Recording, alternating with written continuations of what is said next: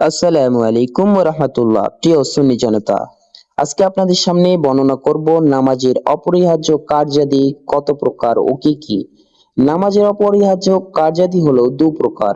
এক, বাহ্যিক কার্যাবলী, যেগুলো পূর্বে উল্লেখ করা হয়েছে, মানে যা আগে উল্লেখ করা হয়েছে।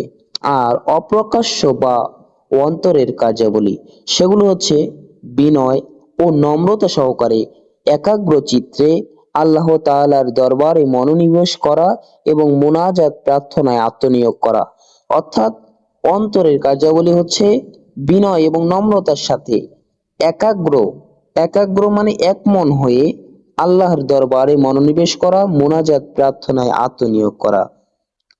আশা করি বুঝতে পেরেছেন। আজকে এ পর্যন্তই। আপনারা ভালো থাকবেন, সুস্থ থাকবেন। পরবর্তী ভিডিও পাওয়ার জন্য পাশে থাকুন। ধন্যবাদ।